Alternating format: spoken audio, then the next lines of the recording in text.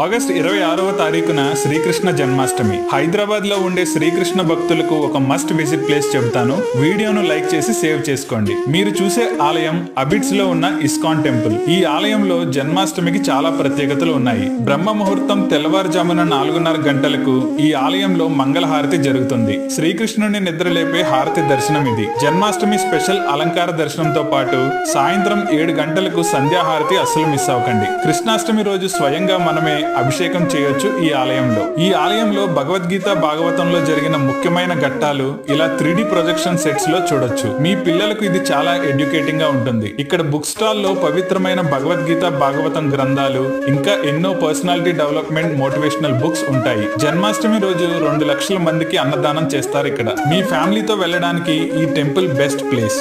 Gandhi Bhavan metro station లో దిగితే ఈ ఆలయం వాకబుల్ డిస్టెన్స్ లో ఉంటుంది. లొకేషన్ అండ్ అడ్రస్ డిస్క్రిప్షన్ లో ఉన్నాయి, చూడండి.